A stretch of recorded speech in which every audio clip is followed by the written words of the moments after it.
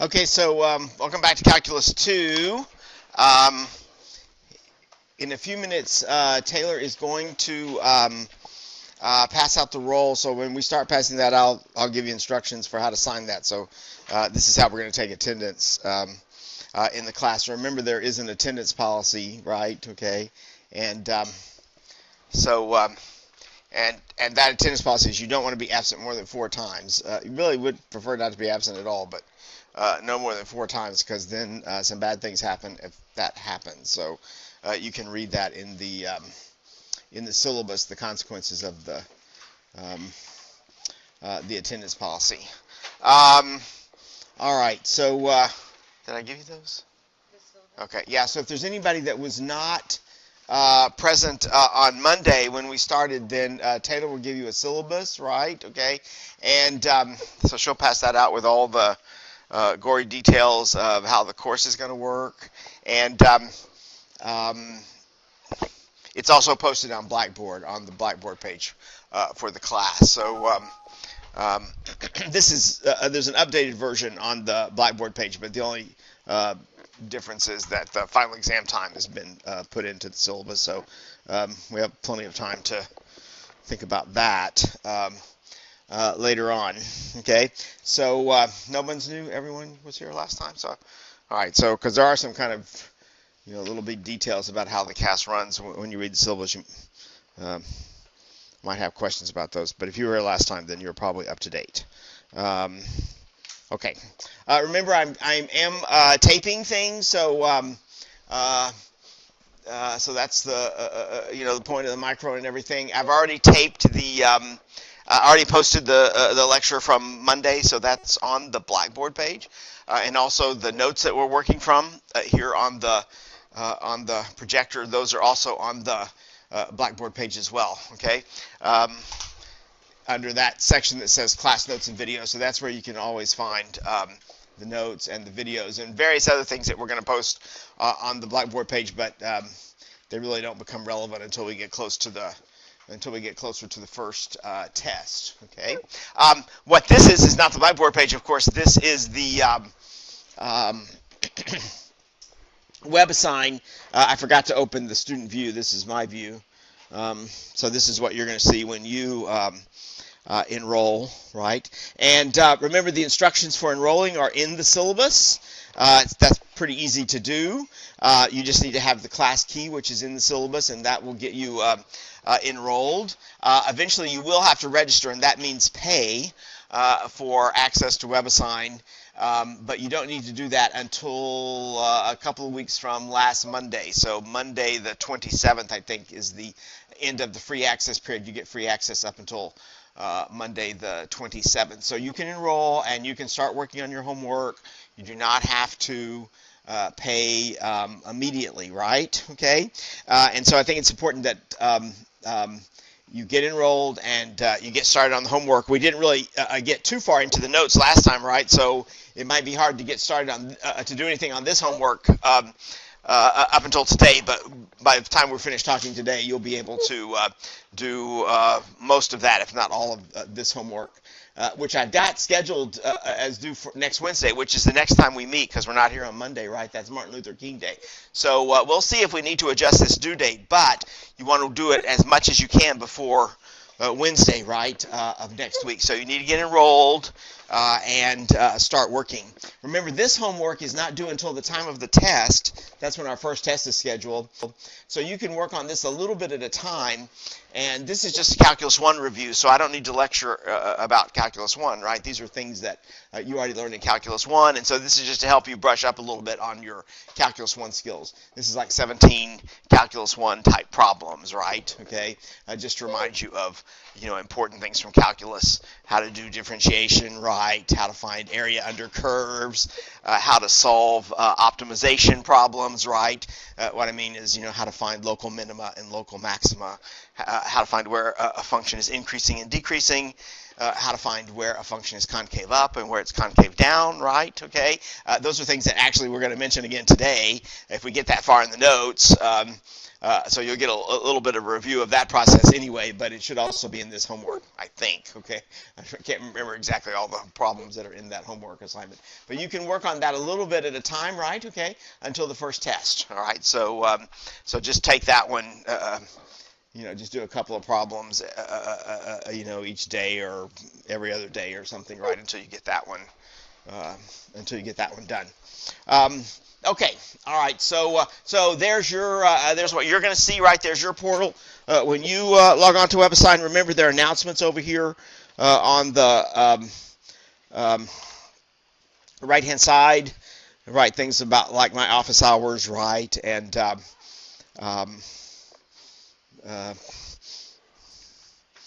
just various things that we talked about last time, including how to ask for an extension of due dates, right, for your homework.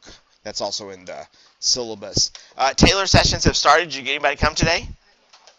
Oh, good. All right. So Taylor sessions have started, and they're right before class. Is that right? All right. So, yeah, so right before class. And you're going to write that on there? Right, so I guess the next session then will be next Wednesday, all right? Yeah, Monday's a holiday.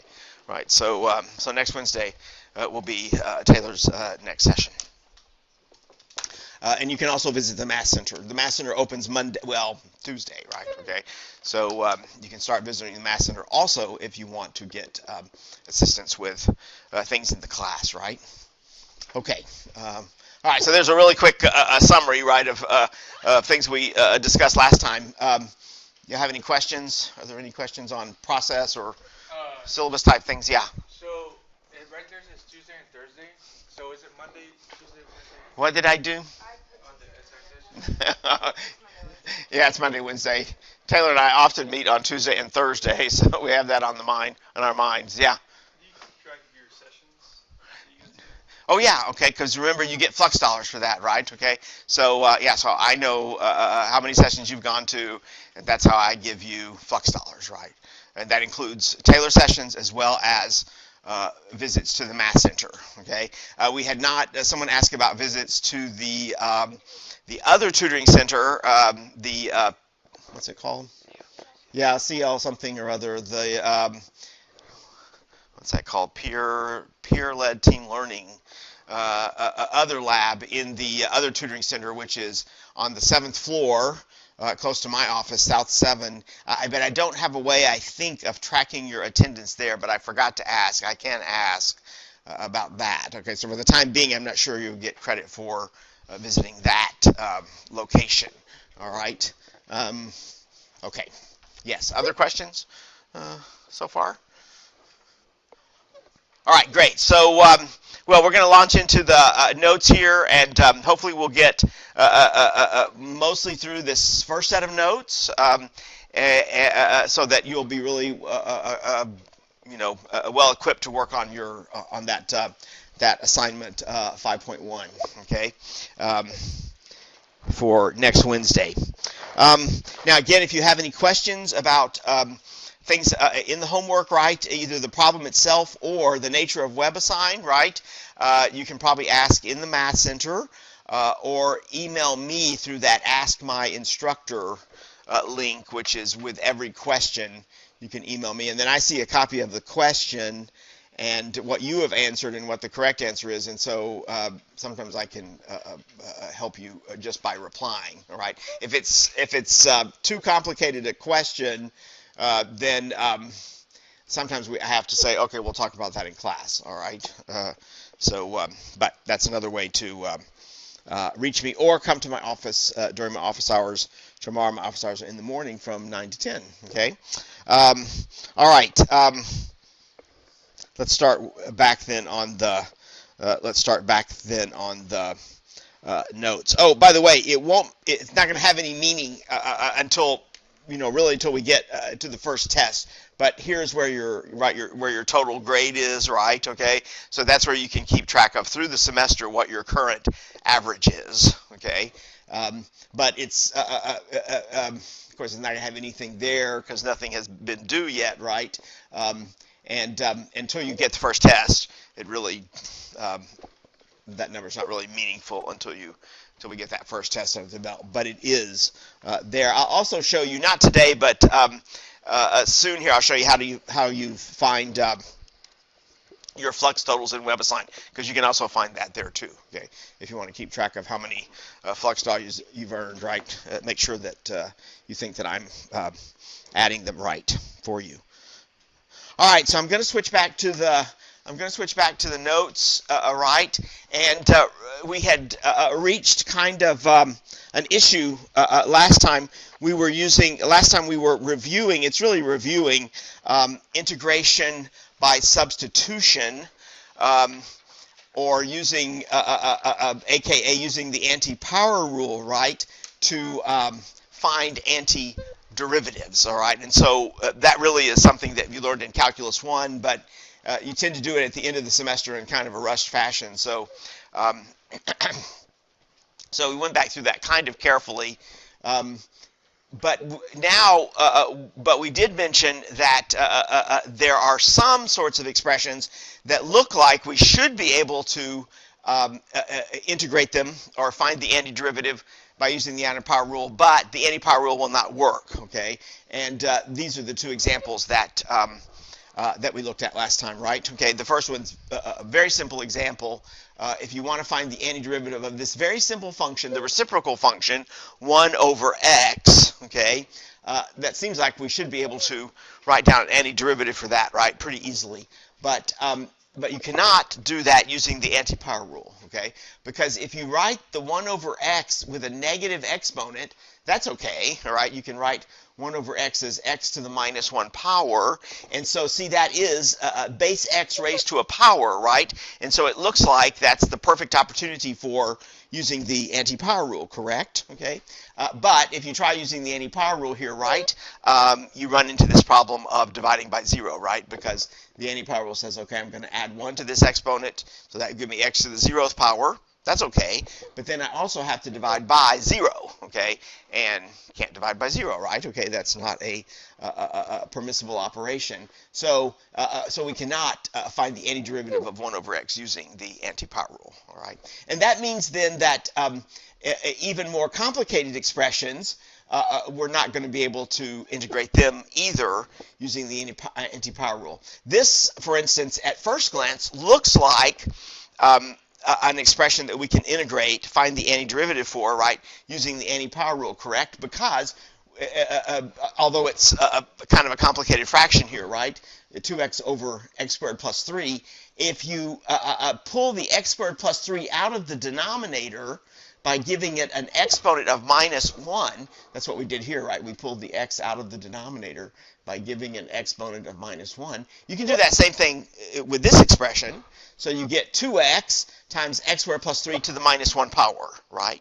And so that looks like a perfect opportunity for using the anti-power rule again, right? Because here you have an expression, it's not just x, right? But here you have an expression raised to a power. The expression is x squared plus 3, right? Raised to a power, and then multiplied in is its derivative, because the derivative of x squared plus 3 is 2x. So you have expression raised to a power times its derivative, and that is a place where you can use the anti-power rule, right, normally to find the antiderivative. But again, the problem here is, if same issue we had with the prior example, right? If you try to add 1 to the exponent, right, and then divide by the new exponent, you end up dividing by 0, okay? So, so also this fraction, we're not going to be able to integrate that using the anti-power rule, okay? All right, well, you know, that's a pretty tough expression to begin with, right? So maybe we won't be so disappointed that we can't find its antiderivative, okay? It's probably going to have a complicated antiderivative anyway, right? But this is a simple expression, right? One that we're likely to encounter frequently, and so it really is an issue here that we cannot find the antiderivative of 1 over x. So that we really need to fix, okay? We really need to find the antiderivative of 1 over x, and that's what we're going to do right now, okay? So we're going to show how you can integrate 1 over x. But this is going to take some heavy lifting now, all right, okay? Because this is not, turns out to be a simple process to find the antiderivative of 1 over x, all right? So so you have to bear with me here now, okay? Because we're going to have to delve deep kind of here into kind of the heart of calculus, all right, to understand where this antiderivative of, how this antiderivative of 1 over x comes about, all right? So pay real close attention to what I'm doing, right? Try to engage, try to watch what I'm doing, even if you don't understand everything I'm saying, right, okay? Try to stay engaged with what I'm telling you, okay? Here, all right. What we're going to rely on now to find this antiderivative, not the derivative, we can certainly find the derivative of 1 over x, right? But to find the antiderivative of 1 over x, we're going to have to use now a very fundamental fact from calculus. And this is so fundamental that this is called the fundamental theorem of calculus. Now, you have used the fundamental theorem of calculus before, okay, in your Calculus 1 class. That's a big piece of your Calculus 1 class. But you use that in a slightly different version, okay? Typically, all right? The version of the fundamental theorem that you used is called the fundamental theorem version 1, all right? And that's the one that's most often applied in calculus classes, all right? And that theorem is useful to help you find the area beneath a curve down to the x-axis, okay? That's what the fundamental theorem is used for, all right? So that's the fact that you use when you're trying to find the area beneath a curve, right? Okay. In other words, when you're trying to evaluate a definite, not an indefinite integral, but a definite integral. Okay. All right. But now there are two versions actually of the fundamental theorem of calculus. They're really equivalent to each other, but they look quite a bit different, but they're actually really the same. And it's the second version that's going to be important to us in this situation. This is the version that you don't use as frequently, but we're going to use it here to great benefit to us, okay? All right, so let me show you what that second version of the fundamental theorem says, okay? And it really, you have to think about it, okay? Because what it says is kind of tricky, all right? It's not immediately obvious when you look at this theorem what it's telling you, okay? But we'll try to explain it and make it clear, all right? Okay, so here's the setup for this fundamental theorem of calculus, so the so-called second version of the fundamental theorem of calculus, right? So you're going to start with a continuous function. Suppose you have a continuous function, all right? And I'm going to call that function f of t. I'm going to use the variable t as the input variable for that function because we're going to use the variable x for something else here. So instead of calling my continuous function f of x, I'm going to call it f of t, all right? All right, so here's my graph of f of t. It's just a continuous function, some nice continuous function. And now you have to describe a little bit of conditions on your continuous function. So we're going to assume it's continuous starting at some value c on the x-axis. So this is going to be some number on the x-axis going over to some second value d on the x-axis, all right? Okay, so it doesn't have to be continuous along the whole x-axis. Many times it will be, but it doesn't have to be continuous along the whole x-axis, but it does have to be continuous for some little piece of the x-axis, starting at some given value c and going over to some second terminal value here, d, all right? All right, so there's a picture of my graph f, and again, I'm assuming it's continuous starting here at c and at least going up here to this value d. In this case, this function looks like it extends a little bit to the left of c and a little bit to the right of d. That's okay, but I have to have it continuous at least between c and d. Now, let's remind ourselves, what does it mean for, just in rough terms, right, okay, what does it mean just in practical terms? Does it mean for a function to be continuous? What makes a function continuous? Talk a lot about continuous functions in calculus, but what makes a function continuous? What? It keeps on going? No, if it keeps going, what you're really referring to is the domain of the function. All right. So if you say a function keeps going, I think you're saying that it has a large domain. Okay. So that's an idea about domains, but not really about continuity. Okay. Can someone else remember what makes a function continuous? No, oh, that's right, okay? So it's a continuous if there's no breaks, that's right, okay? So you have to have a connected curve, right, okay, to have a continuous function. See, continuous, it continues, right, okay? You were thinking it continues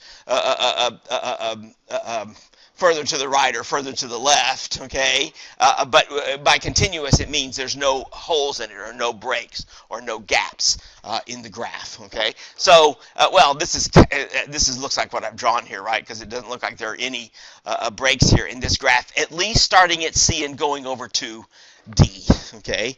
All right, at least starting at C and going over D. So you just start with a continuous function, all right? So no holes or breaks in it, at least between C and D, okay? All right. All right, so that's what we're going to start with, all right? That's what we have to be given, okay? All right, so that's my function, little f. Now, here's what I'm going to do. I'm going to create a brand new function using the function little f. So I'm going to use the function little f to create a brand new function, okay, from my original function, okay? And that brand new function is the function that I'm really interested in here, okay? All right, now this is the part where students often get lost, all right? So how is this new function? I'm going to call this new function capital F, all right? So my original function was little f. My new function that I'm creating is going to be called capital F. I'm going to use as its input variable x, not t, but x, all right? Okay. Now, how does that function capital F work? All right. Well, all right. We're going to pick out some number, right? We're going to pick out some number on the x-axis somewhere between C and D. This can be any number that you like, all right? Any number that you want between C and D, all right? But once you pick it, it becomes fixed, okay? So you cannot change it. You're allowed to choose any value between C and D that you want, but once you choose it, you're committed to that, all right? So we're going to choose this number somewhere between C and D, all right? And to create this function f, what we're going to do is integrate this function little f, okay, starting at that value a up to whatever x value I choose as the input for capital F. Does that make any sense there? All right. Well, let's go through it step by step. All right. So, see, this is a function that I'm creating, right? Okay. So it gets inputs, right? And when you plug the input in, you have to be able to calculate what? The matching what? Yeah, you have to be able to calculate the matching output. You have to be able to calculate the matching y value, right? Okay. All right. So here's how you find the matching y value. All right. So you have to be able to find this matching y value. Here's how you find it, okay? So what you do is whatever number you plug in for x, okay, right? You come over here, you locate that, right, on your x-axis, and then you find the area beneath this function f starting at this fixed value a, this is fixed, you don't change this, and going over to whatever x value you chose, all right? And that area, of course, that corresponds to this definite integral, correct? Right? Isn't that what that definite integral stands for? That area, okay? Whatever area you get here, that's going to be the y value that matches the x value for this function f. Okay? So you see, it's kind of a messy function, right? Okay, because it takes a lot of steps to evaluate it. There's not just a nice simple formula like x squared or square root of x to evaluate capital F. You have to go through this kind of long process here, right, to evaluate it. And there's kind of a picture of how you get it, right? So the area beneath this curve, right, that's the value for f of x.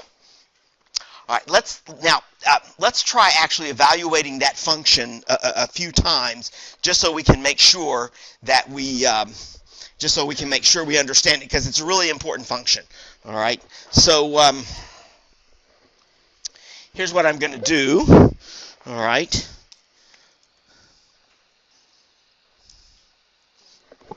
What now?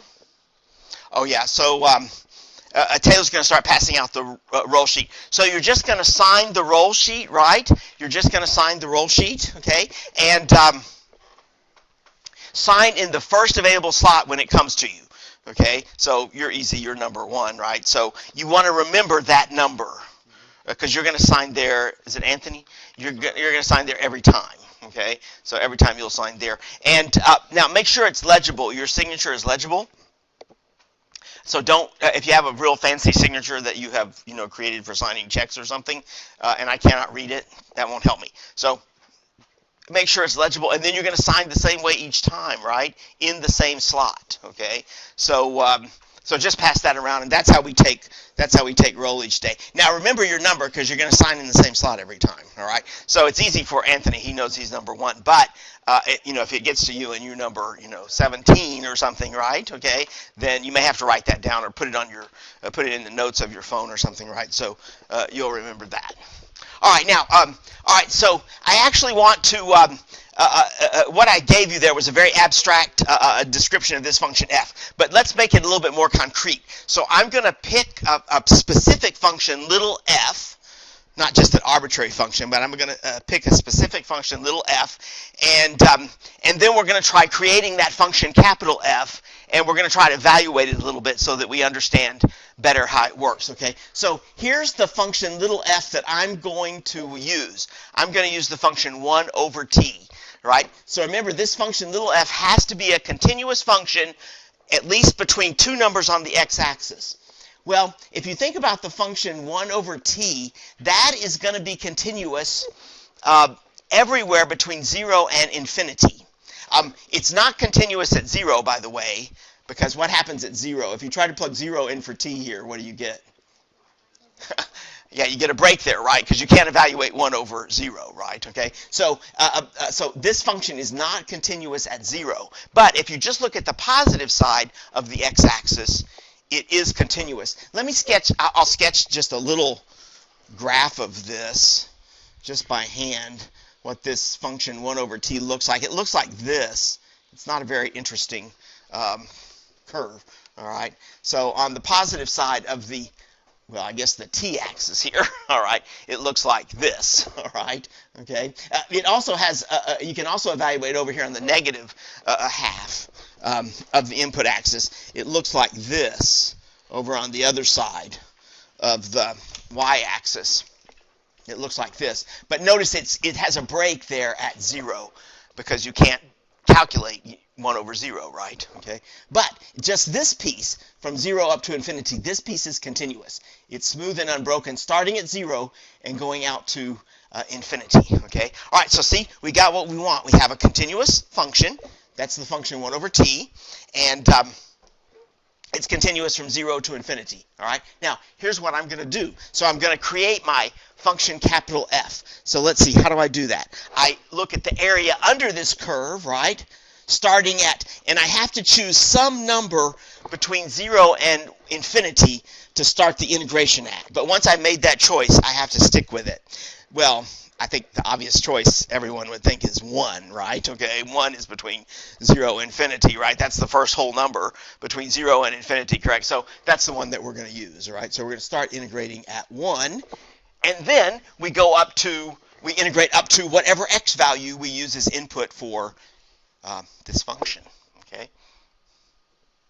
All right, so we're going to try actually now evaluating this version of the function capital F. One of them is so easy. What's capital F of 1? All right, so how do we do that? You're looking at what?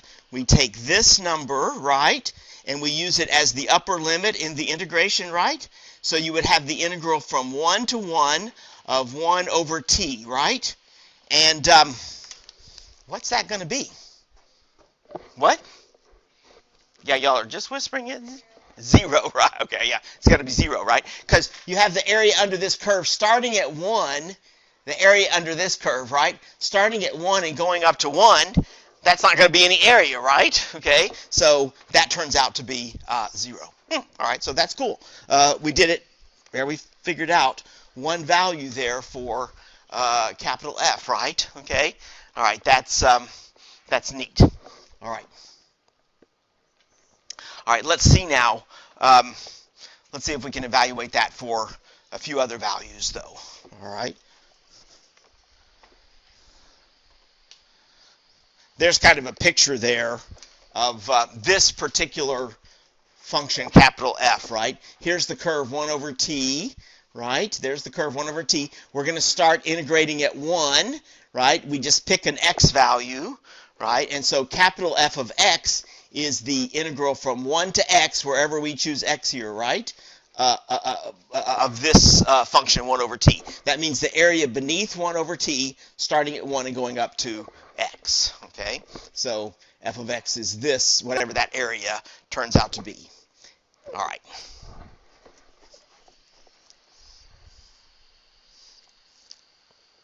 So we already figured out what was capital F of 1?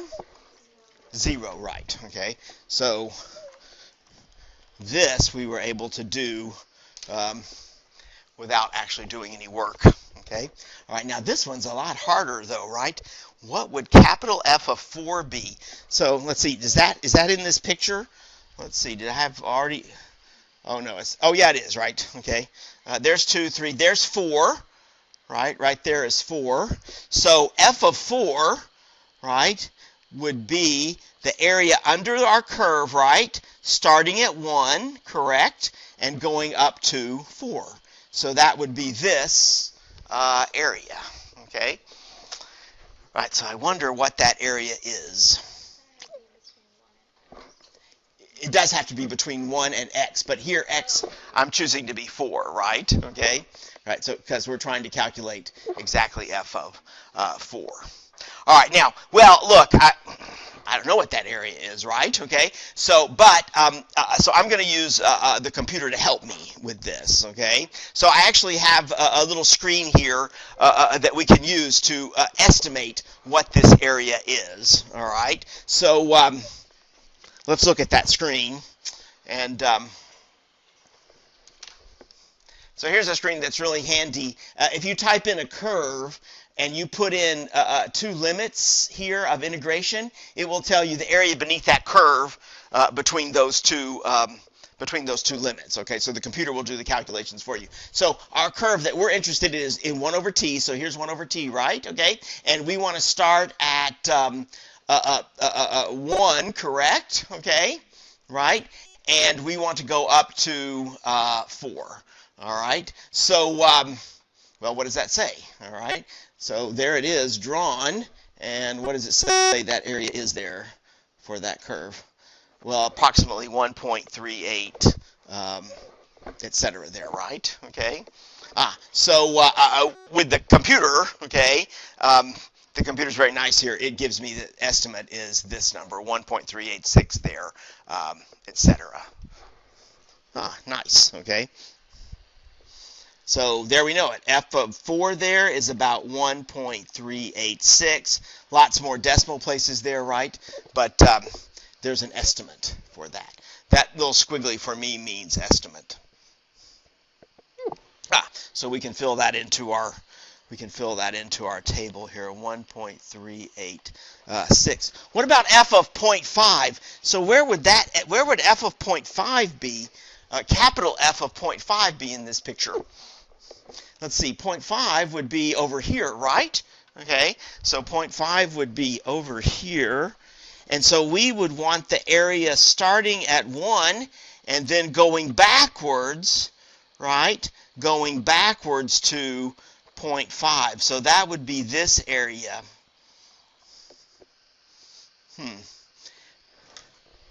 By the way, what's the sign of that area going to end up being? Negative, right, okay? Because remember, when you integrate backwards, right, okay, when you integrate backwards from a larger value to a smaller value, you get a negative area. So f of 0.5 is going to turn out to be negative, okay?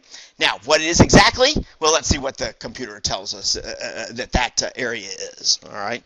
So let's just get our estimate. So I just have to change this value on this screen to 0.5, okay? And it draws a nice picture for us there. So that's the same picture that I drew on in the notes, right? Okay, and there's approximately what that area is. So it's what, minus 0.693 about, okay? All right, so minus 0.693.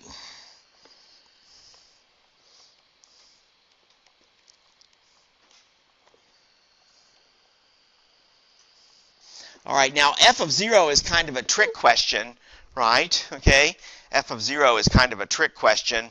Why is that a trick question? Because this says what? I want to evaluate from 1 back to what? 0, right, okay? And if you look at that area from 1 all the way back to 0, what do you notice here? So that would include the area from 1 back to 0.5, but then going all the way back to 0, what do you notice about that area?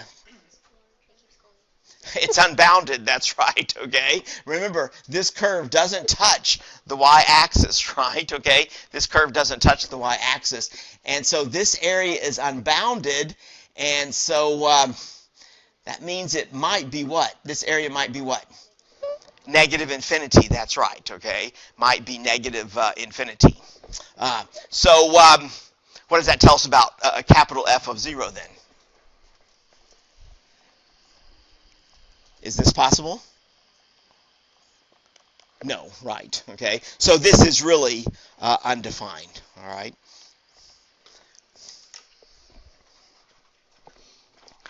So you can't calculate capital F of 0.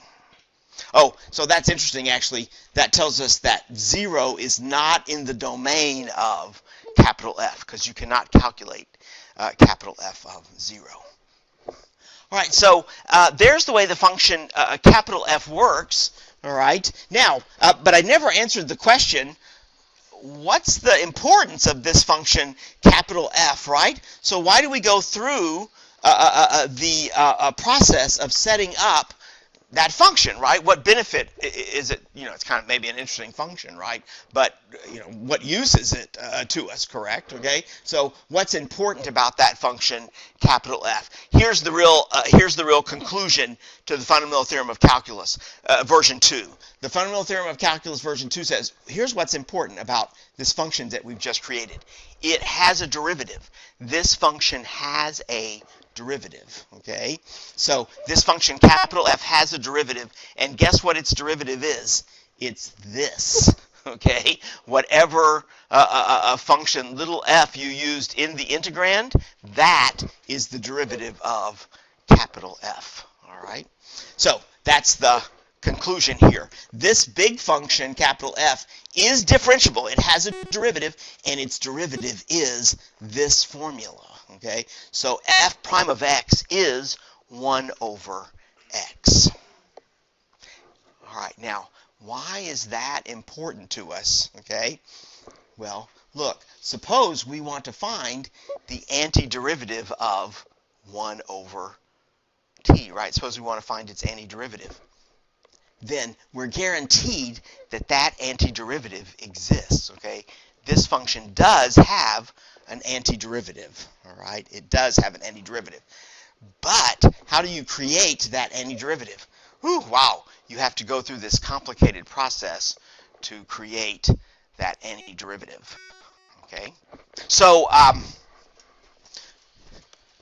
when we started the lecture here, remember I said one of the things we want to do is we want to be able to integrate 1 over x, right? We want to find its antiderivative.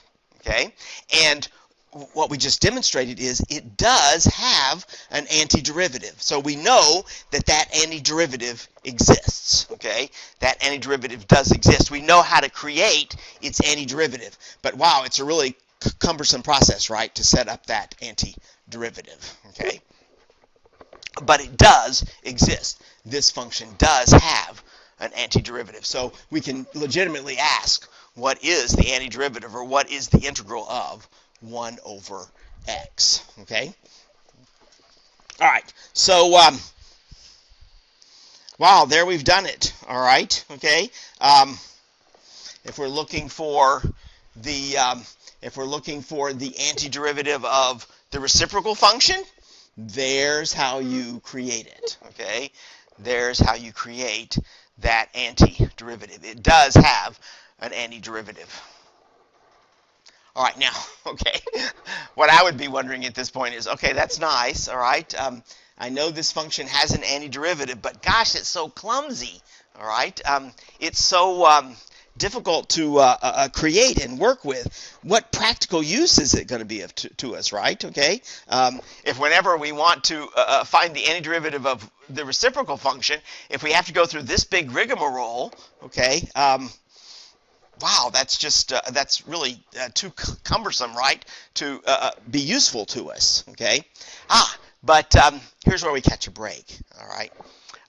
It turns out that this function, capital F here, that we've just created, that has a more familiar name to you. You already know what this function is, okay? You've already used this function in the past, all right? And let me show you what that function actually turns out to be, okay? All right, so remember, this is the antiderivative of the reciprocal function, correct? That's how you set up the antiderivative of the reciprocal function. We were calling it capital F of x, but you know it by another name, all right? This turns out to be the natural log function. That is the natural log function. Now, you've all seen the natural log function before, right? Okay, because you have it on your calculator, all right? So all calculators have the natural log function. So this is a very familiar function to everyone, right? You've used this function before, but I can promise you, you've not seen it created this way, correct? Okay, you've not seen the natural function defined that way, all right? Here's probably the way you saw the natural function created in the past, all right? So defined like this, all right? If you want to compute natural log of some value x, okay? If you want to compute natural log of some value x, okay? Suppose that turns out to be y, okay? All right? Then, how do we know that's true? Well, it's true if you take the number e and raise it to the y power, and if that gives you x, all right? Do y'all know that definition of the natural log? The natural log is the same as log base e of x. Oh, I wrote that up here, okay? And the way logs work, right, okay, is if you're evaluating a log, that gives you some number, you know that's correct if you take the base of the log and raise it to the number you get, if that gives you your input to your log function, right? Okay, so log base natural log of x is equal to y if e to the y power turns out to be x. Now, what's a little bit messy about this definition? Is you have to be told something about the number e. Okay, remember this is a constant. This is not a variable, right? This is a mathematical constant, and it's sort of like the mathematical constant pi, right? Okay, it's an irrational number. Okay, so you can't write down its complete decimal expansion because it's an irrational number. But usually you learn a few digits of the decimal expansion of the constant e. Do y'all know what e is approximately equal to?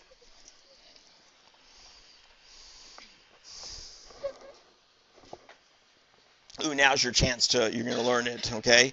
So remember, e is approximately 2.71828, but it's an irrational number, all right? So it's an irrational number. So the decimal expansion continues, doesn't repeat, and it doesn't terminate, all right? But there's the first 5 digits of or the first 6 digits, depending on how we want to count this, of the decimal expansion of e, okay?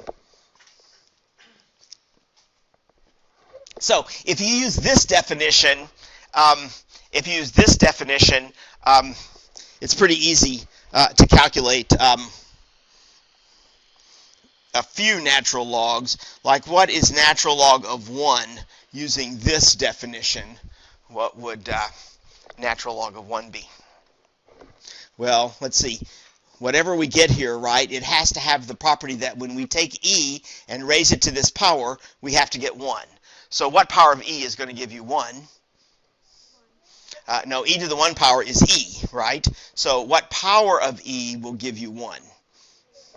0, right? Okay, it's 0, correct, right? Okay, so you know natural log of 1 is going to be 0, right? Because e to the 0th power is going to be 1. Any non-zero base to the 0th power is 1, correct, right? Okay, so you know this is true. But we calculated this just a moment ago, right? Okay, right? Okay, because remember, natural log is our function capital F that we created, right? And we calculated capital F of 1, and of course, what did we come up with there? What's up here? 0, right? Okay, yeah, we also got 0, right? Let's see, what other simple natural logs can we compute? What's natural log of e itself?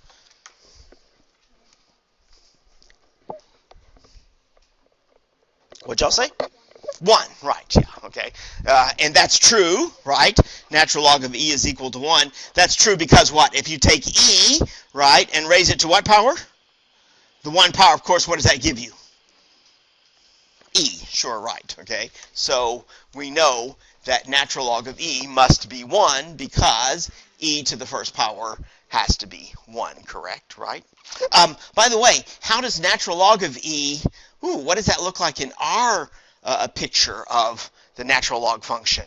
So that would mean what? Can we draw, let's transcribe that back up to our picture here, right? Okay, let me erase some of this. Let me erase some of these other things that we put in here.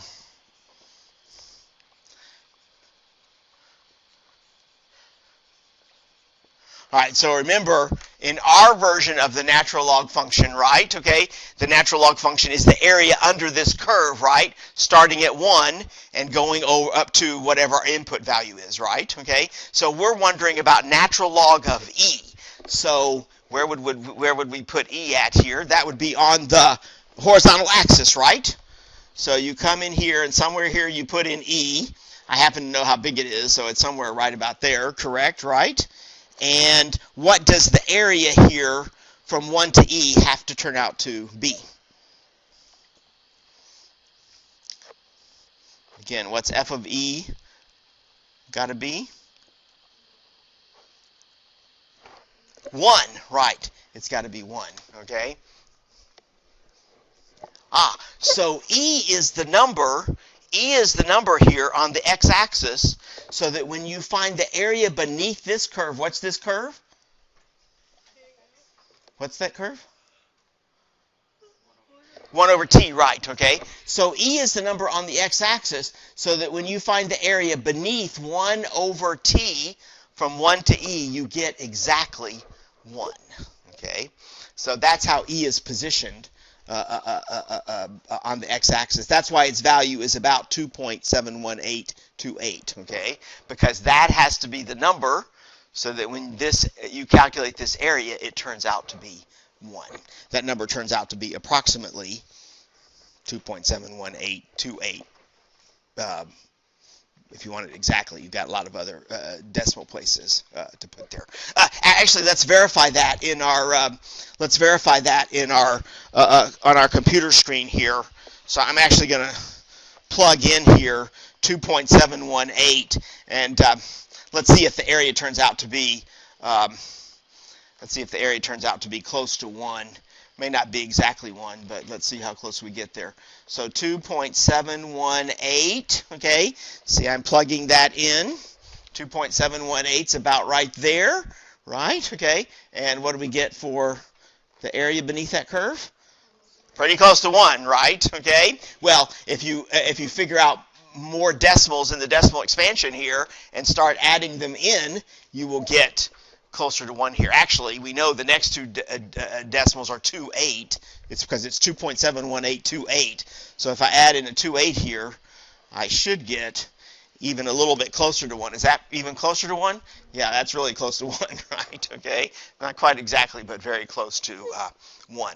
So if you ever wonder, where does the number e come from? what is it? Where does the number e come from? How does that come about? Okay, this is how it comes about. Okay, it's just that position on the x-axis, so that the area beneath this curve, 1 over x, right, from 1 up to this number, gives you exactly 1. Okay, where does so all these famous mathematical constants like e and pi, they all have some sort of definition to them, right? They come from somewhere. They're not just made up out of thin air. Where does pi come from? So that's another famous irrational mathematical constant. Where does pi come about? Yeah. Yeah, that's right. For any circle, right? If you take the circumference of the circle, the distance around this for any circle anywhere in the universe, right? If you take the circumference of the circle and divide it by the diameter of the circle, you get this famous constant pi, right? Okay, so pi comes from geometry, right? There are other ways you can define pi, but that's the famous definition from geometry. Well, this is where e comes from. You can also think of it as coming from geometry. This is kind of a geometric picture, right? Okay, that's how e comes about. Okay, all right. So, so what we've done is we've just recreated a function that you already know. Okay, that's the natural log function. All right. Okay, you know that. All right. But it really now very useful to us is this fact. Okay, we know that this is the natural log function, or at least I'm telling you that, right? This is the natural log function. It has a derivative, and what's its derivative? 1 over x, right? Okay, so now we've learned two things, all right? And they're really the same piece of knowledge, but we think about them backwards. If I give you the natural log function and say, which is a very useful function in all sorts of applications, okay, that's right up there at the top of most applied functions in practice, all right? But if I ask what's the derivative of the natural log function, you could immediately say, now what? 1 over x, right? Okay, derivative of natural log x is 1 over x. Very easy thing to remember, right? Derivative of natural log is 1 over x. Or vice versa. If I say, what is the antiderivative of 1 over x? Natural log of x, right? Okay, so now we know how to integrate 1 over x, all right? Its antiderivative is natural log of x, all right? So that very simple expression that I was complaining that we couldn't integrate 1 over x, now we do know how to integrate it. Its antiderivative is natural log of x, okay? All right, let's practice that now, okay? I think, well, I'm not sure I'm going to practice it here. Oh, I've got to remind you here of some things from pre-algebra, okay? Sorry, from pre-calculus, all right, that you already know, but I want to remind you of them. The natural log function has lots of applications, but it also has interesting properties as well. Yeah, what?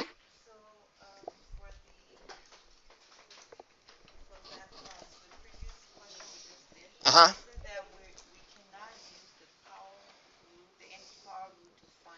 Yeah, we cannot use the anti-power rule to find the antiderivative of 1 over x, because the anti-power rule breaks down because we try to divide by 0. Right? Okay, so we cannot use the anti-power rule. But fortunately, we no longer need the anti-power rule in that case, because now we know the antiderivative is what? The antiderivative of 1 over x is what? Natural log, right? We just know, oh, it's natural log of x, right? Okay, so I don't need the anti-power rule here because I know the antiderivative of 1 over x is natural log of x, all right? The natural log function has lots of interesting properties. I know you have practiced these in the past when you've dealt with the natural log function in a pre-calculus class, okay? Let me just remind you quickly of these properties because they're very useful to us when we're using the natural log function, which we're going to be using a lot throughout the course, okay? But especially in this chapter 5 that we're working on. So we already talked about this, right? Natural log of 1 is 0, right? Natural log of 1 is 0. So remember that. And natural log of e is 1, okay? So you'll often encounter natural log of 1, and you want to very quickly remember, oh, that's 0, because that's really useful. And less often you'll encounter natural log of e, but by definition that is 1. E is by definition the number, so that when you compute its natural log, you get 1. All right, okay? All right, now, so those are fairly easy to remember. These other properties are also easy to remember once you practice them a little bit. If you have natural log of a product,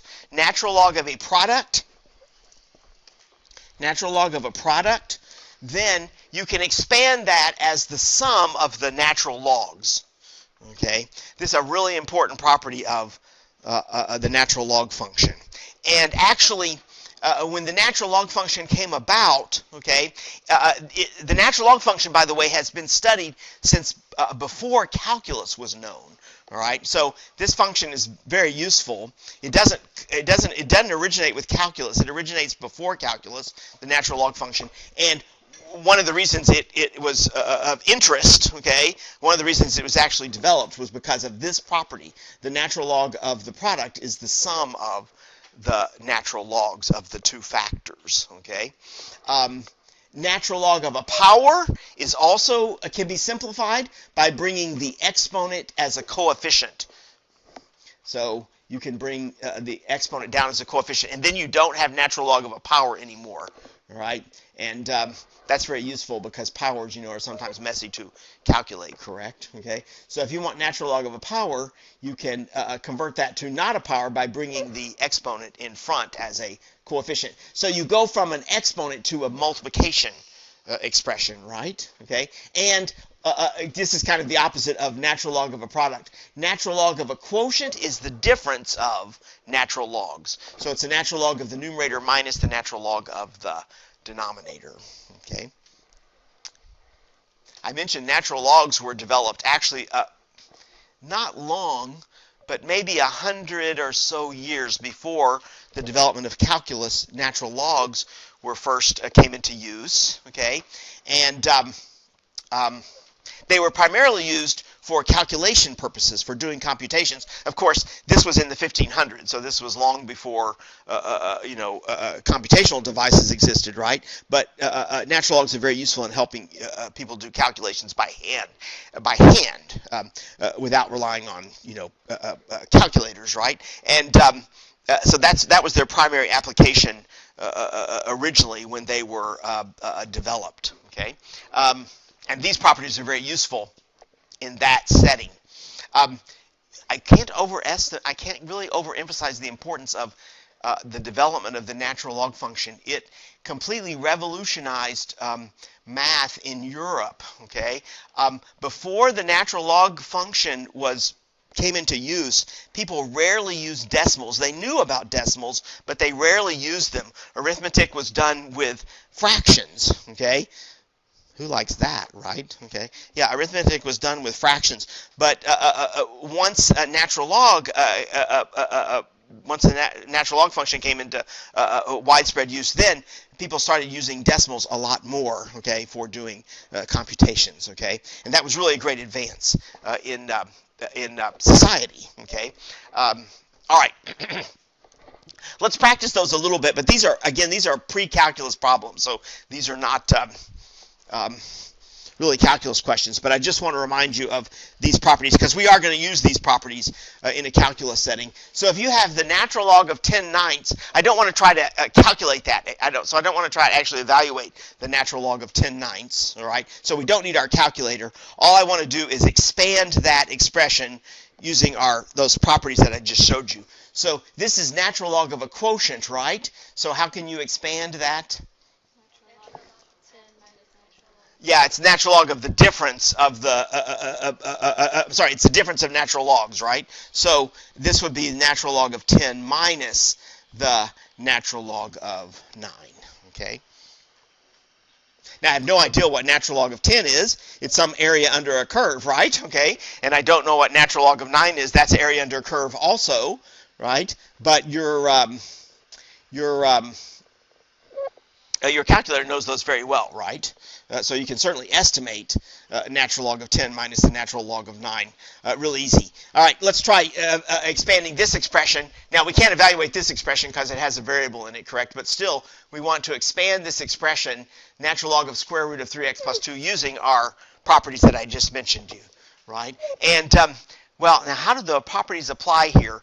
Well, you have to use the usual trick that we use in calculus, right? Whenever we encounter a radical in calculus, we're frequently going to convert that to what? To a power. That's right. Okay, yeah, okay. So we frequently convert that to a power. When I'm teaching algebra students that radicals can be converted to powers, you know, they always treat me like I'm insane, right? Because they're thinking, who cares, right? Okay, and they don't realize that, that's going to really become useful in calculus, right? Okay, really vital, all right? So square root of 3x plus 2 is the same as 3x plus 2 to the 1/2 power, right? Remember, square root means 1/2, right, as a power. And now we can apply one of those properties, correct? Because here we have natural log of a power. So if we don't want the power, how do we get rid of the power? Yeah, you bring the exponent down in front. So you can convert that square root to a multiplication problem. Think about what a convenience that is, right? It's difficult to calculate square roots, but it's easy to calculate a product of 1/2, right? Okay, so that's why that property is so nice, right? Natural log of this square root is the same as 1/2 times the natural log of 3x plus 2, right? So you don't have any square roots there anymore to, ruin your day, right? Okay. Now you have just a product instead of a square root. So a much a nicer expression to work with, right? This one's very simple also, right? So natural log of 6x over 5, well, that's natural log of a quotient, so what can we do there?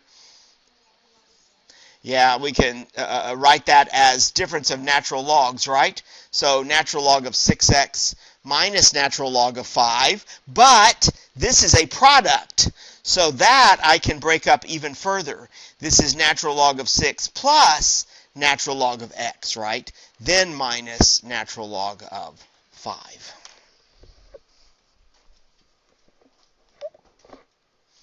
Well, these expressions are kind of trivial. Let's tackle one that might be more meaningful to us here. All right. So let's see if we can expand this expression, this natural log, using our log properties. Okay. And again, the point of doing this is, we're starting off with this really ugly expression, right? Okay.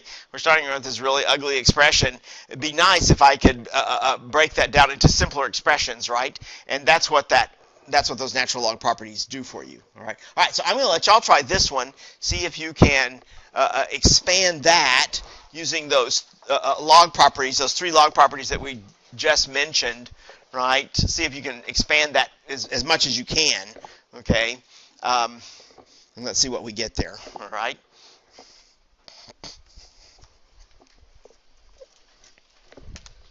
So Taylor and I will do that. We'll watch you, and then we'll take a little bit of a break as soon as we get that one kind of broken down.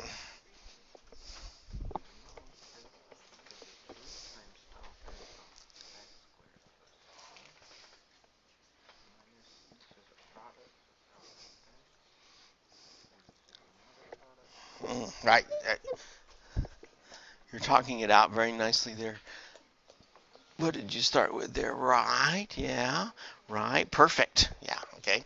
Keep going there. Try to get rid of all the products and powers that you can, right? Did you do that? Yeah. Yeah, okay, so that looks, I think that's, oh, nope, not quite done there, right? Yeah, because what is that square root? That's a half power. Yeah, that's half power, right? Okay, so you can break that down a little bit more. Okay, great start, right? Okay. Oh, that's cube root. Yeah, you dropped that's cube root. So it's not 1/2 power. What power is that? What's a cube root? What power is cube root? I forgot. 3, 4. No, it's easier than that. It's 1/3. 1/3. Yeah. Oh, Yeah. Okay. Yeah.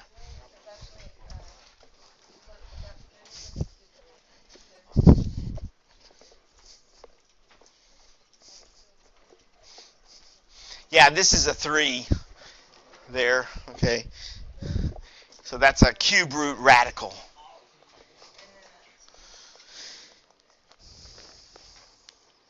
Yeah. So one thing to be careful of here, this is a very common mistake, is you're subtracting this entire thing. So this minus sign really has to get distributed.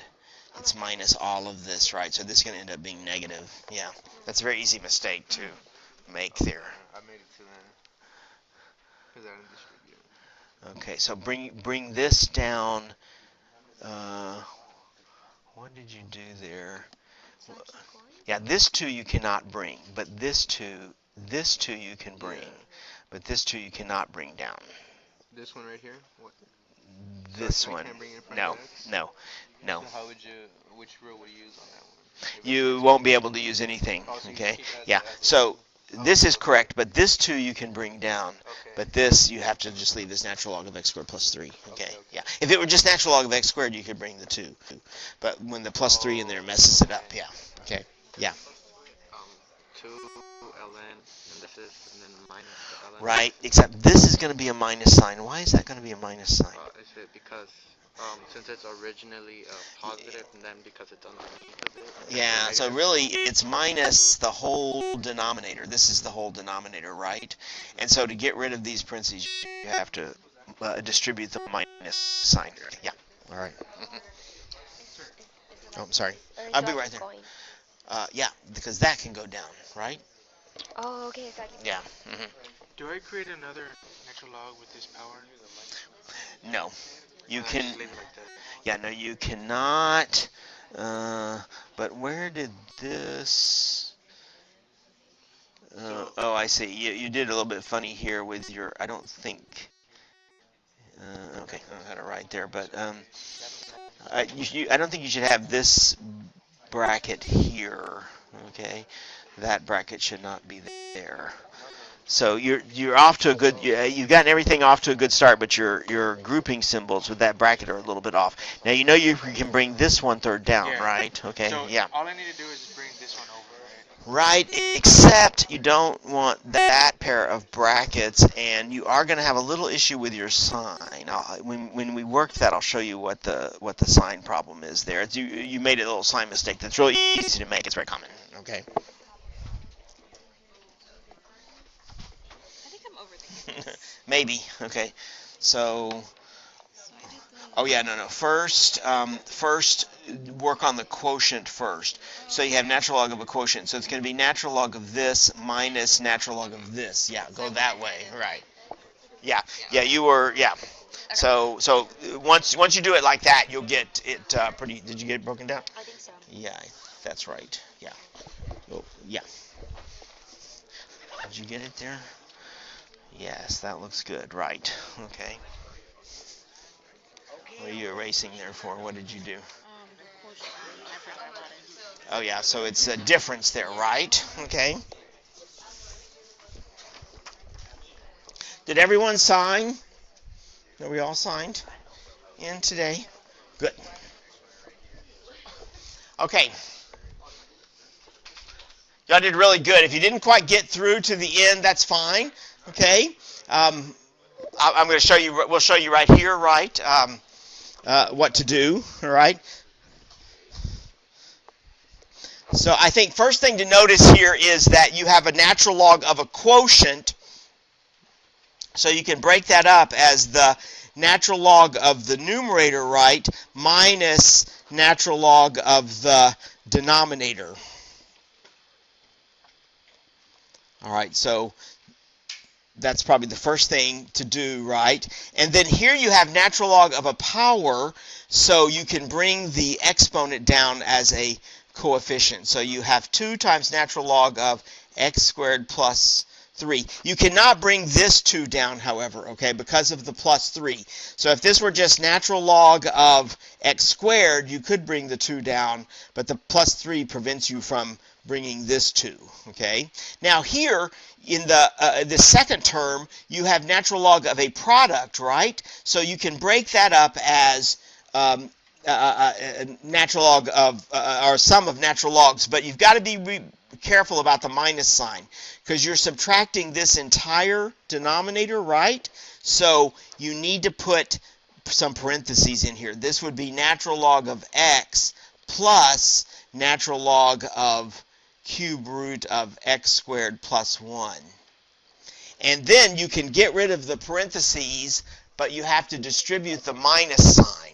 So this is going to be minus and this is going to be minus in your final answer. That's a very common mistake, all right, is that distribution mistake there, all right? And remember, it's true because we're subtracting the entire denominator, right? But all of this is the denominator, so we're subtracting all of that. Okay. Now let's see, cube root though. Oh, we can rewrite that, right, as 1/3 power, right? So remember, cube root is 1/3 power, square root is 1/2 power, but cube root is 1/3 power. There I'm going to distribute the minus sign, right? So I have minus natural log of x squared plus 1 of x squared plus 1 to the 1/3 power. And I guess last step here now is to bring that 1/3 in front, right? So we have 2 natural log of x squared plus 3 minus natural log of x minus 1/3 natural log of x squared plus 1. Okay, so there's the expression expanded. All right, now so far we haven't done much differentiation, right, or much integration. So, but we're going to do some differentiation when we come back. All right, okay. So, how do we? The fact that the derivative of the natural log is 1 over x. How do we exploit that? All right. So, all right. So let's take 5 minutes here, right? Okay, or so, and we'll come back at 2:20 and finish up for the day and the week. Okay, with some differentiation problems.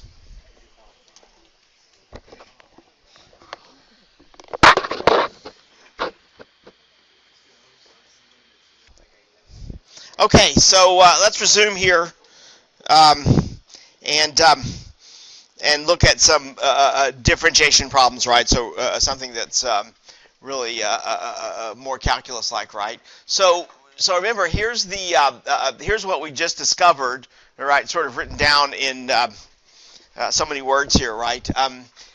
If you want to differentiate the natural log function, right? So if you want to take the derivative of the natural log function, that's easy to do. It's just 1 over x, okay? Now, of course, when you combine that with other of your differentiation rules from calculus, right, okay, that allows you to really differentiate now a much broader range of expressions than you've been able to differentiate in the past, right? So, for instance, suppose you have derivative of natural log of an expression, right? Not just x, but an expression containing x. So this might be a more complicated expression than just x, right? Okay. Well, if you take this rule and combine it with the chain rule, that gives you then an easy way of writing down the derivative of a natural log of this expression. Because what you would do is take 1 over the expression, right? Because in general, that's how you take the derivative of natural log, right? It's 1 over, you take the reciprocal. So you would get 1 over the expression for the derivative. But then you would have to, according to the chain rule, you would have to multiply in the derivative of this expression, okay? So you end up with this is going to be a very familiar type fraction to us through the course. You'll have derivative of an expression divided by the expression itself, okay? Right? Derivative of the expression divided by the expression itself. So that's what you get when you take when you differentiate natural log of a more complicated expression other than just x. Actually, these two rules are the same in a sense, because think about if you differentiate a natural log of x, this rule says, oh, that's 1 over x times the derivative of x. But what's the derivative of x? What's the derivative of just plain x? 1, right? Okay, it's just 1. So, see, we are multiplying in the derivative of x here, but since it's 1, you don't need to write it out, you see, okay? So, these two, this rule really is the same as this one. All right, so don't worry, you're going to memorize this very quickly. It's very simple, right? But so it's not hard to memorize, but you're going to memorize it very quickly because we're going to be taking derivatives of natural logs quite a bit in the class. All right, so you'll have lots of opportunities to practice this and learn it. Let's try just some really easy examples here. Okay, so what about a natural log of 2x, right? So we want in every case we're trying to compute the derivative, right? So here's how we could write this down symbolically. It's the derivative d over dx of natural log of 2x, right? So according to that, can I get it in here? Yeah. According to this rule, right, that I just described, right? See, here we have natural log of an expression, right? 2x is an expression. Not a complicated expression, but it's an expression. So we have natural log of an expression. So according to this formula, what's the derivative going to be? Yeah, you take 1 over the expression, right? So that would be 1 over 2x. But then you have to remember to multiply in what? The derivative of 2x. What's the derivative of 2x, though? 2, right. So we multiply in here 2.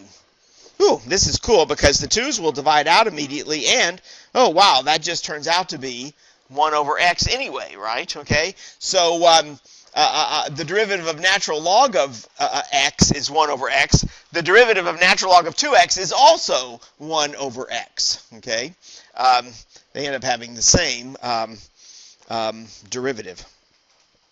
Let me show you another way of thinking about this, because we can also apply our rules for expanding logarithms here, all right? Because here we have natural log of a product, right? So we can write that as the sum of the natural logs. So natural log of 2x is the same as natural log of 2 plus natural log of x. Now you can differentiate it in this form. So you can differentiate natural log of 2 plus natural log of x, and that will be the same as, these two derivatives will be the same, right? Let's see what we come up with here. Better come up with 1 over x. Is that what happens? Well, let's see. What's the derivative of the natural log of 2?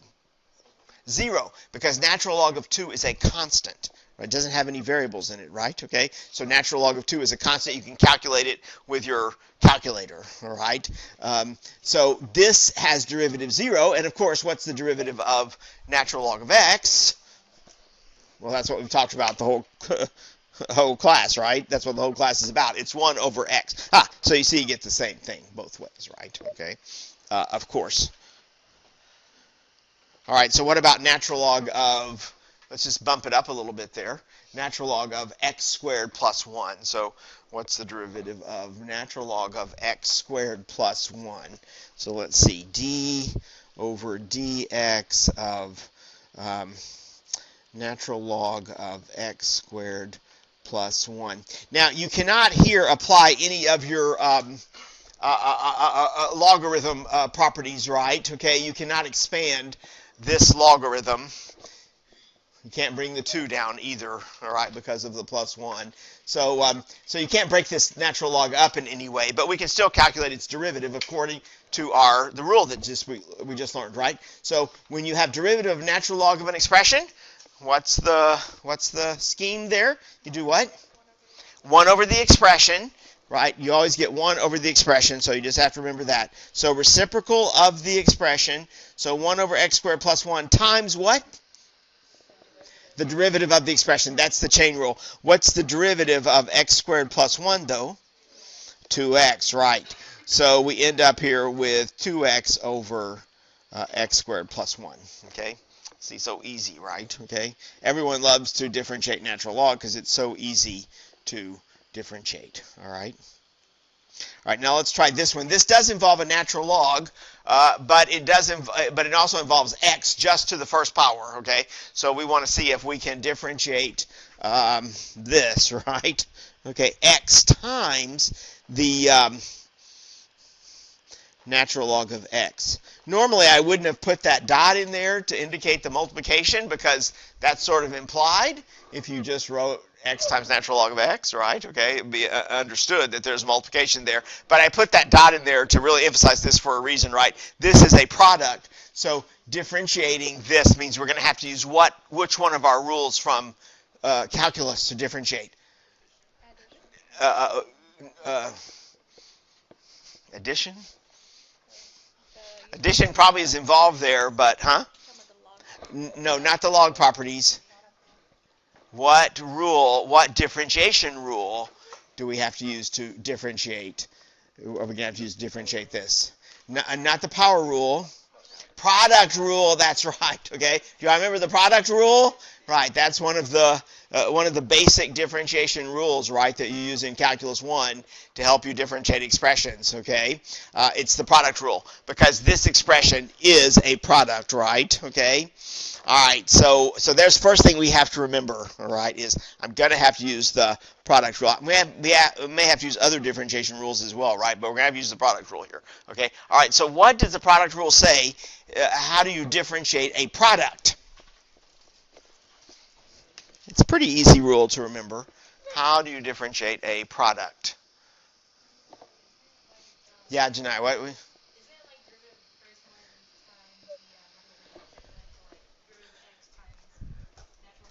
That's right. Yeah, you alternate taking derivatives, right? So you said take the derivative of x and then keep the natural log, right? Okay, and then what? That's right, yeah. So you alternate taking derivatives here, right? So you can take derivative of this factor times this one, okay, plus, and then this factor times the derivative of this one, right? Okay, that's the way the product rule works, if y'all can remember that. That's really important to remember that basic rule because that's something you do a lot in Calculus 1, and we're not going to really carefully review that, all right? So I'm just going to assume that you're going to be fluid with the product rule. But there's probably a couple of problems, at least, in that homework, right, that Calculus 1 review homework, where you have to use the product rule to calculate a derivative. All right, so let's see if we can do this now. So first, the derivative of x, which is what? 1. And then keep the natural log of x, right? Plus, and then just switch, right? So keep the x, and then times the derivative of natural log of x. But now we know that's what? 1 over x, right? Okay. So there is your derivative. So let's see. It's going to be natural log of x plus what here? What happens here? 1, right, okay. Nice, all right. So we just get natural log of x plus 1, okay. That is our derivative. Okay, let's look at this one now, all right? So I'm going to let y'all do this one, but let's talk a little bit about what's going to be involved here, all right? So we want to take the derivative of the natural log of x, but this is not x cubed. This is the entire natural log cubed. So you cannot bring the 3 down using your log properties, all right? At least you can't do that to start with, right? Okay, but you still may end up bringing that 3 down, all right? Okay, so I want you to try to differentiate that. And so what are we differentiating here? What sort of expression do we have here? We have an expression raised to what? To a power, right, okay? So what differentiation rule obviously is going to come into play here?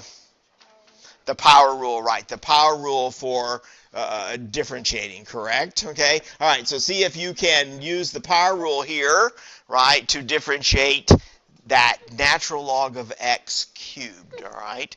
How does that work? All right. So what is the power rule for not integration? That's the anti-power rule. But the power rule for differentiation, how does that function?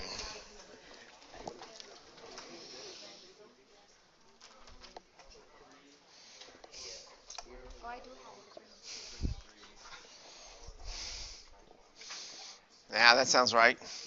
Something about bringing down the 3 and doing something with the 3, and then what else is going to be there?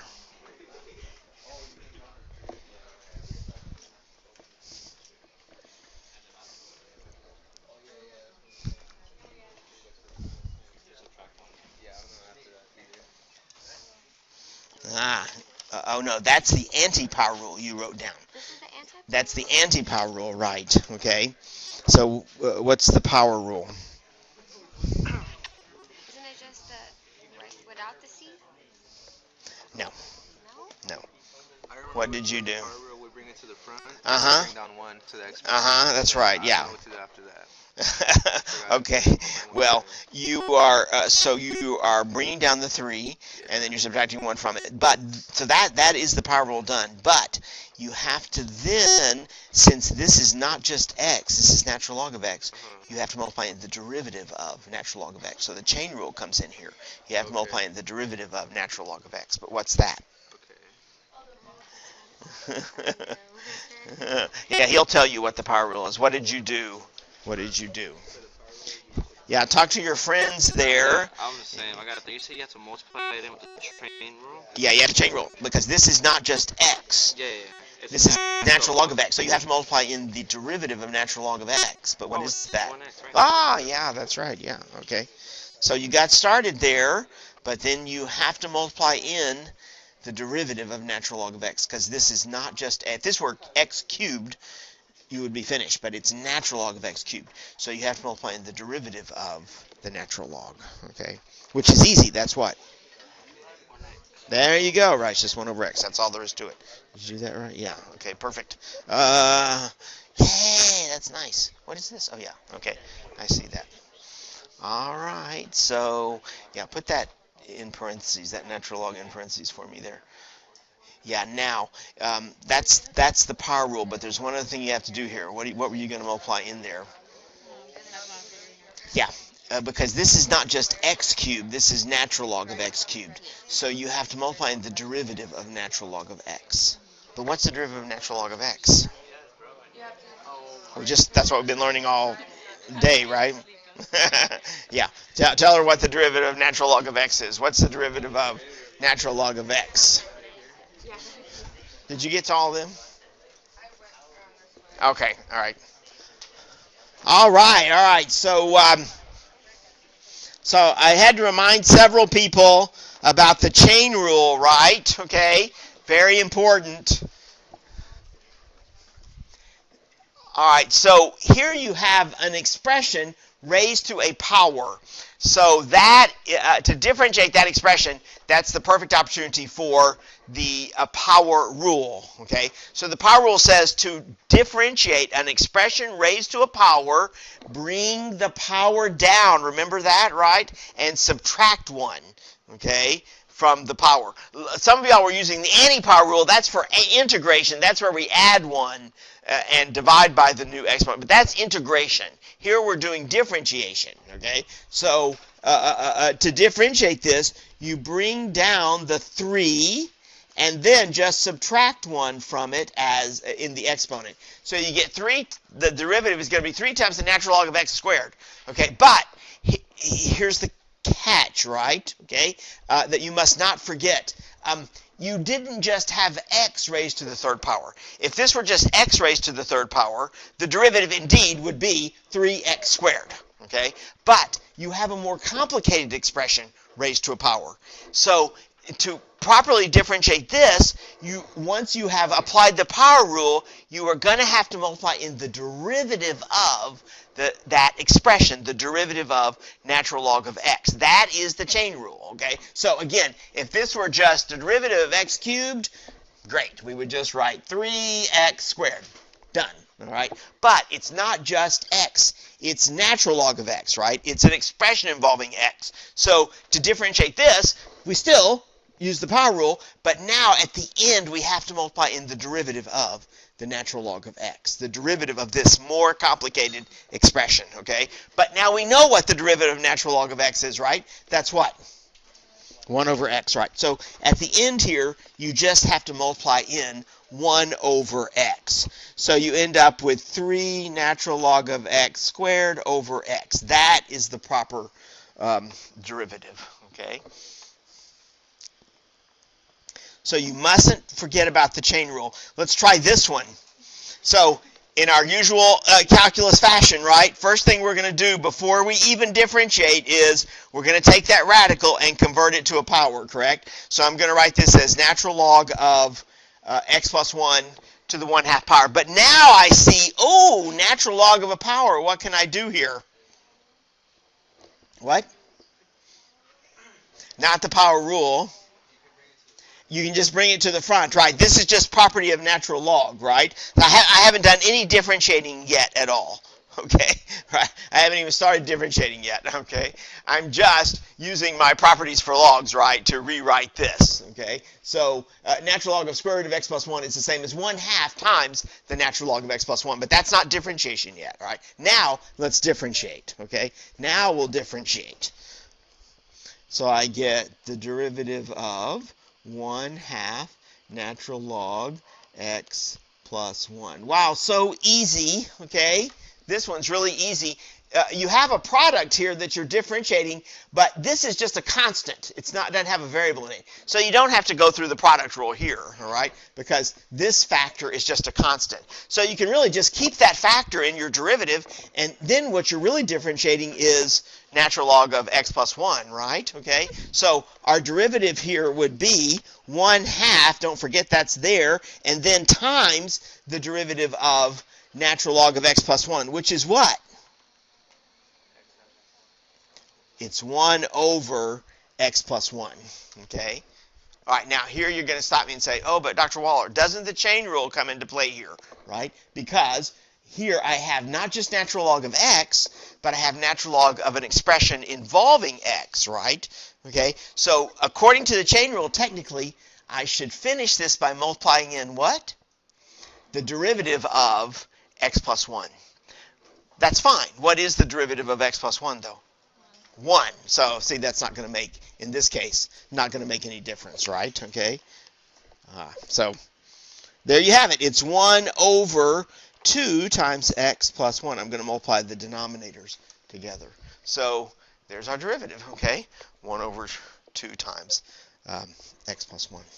Nice, right? Okay.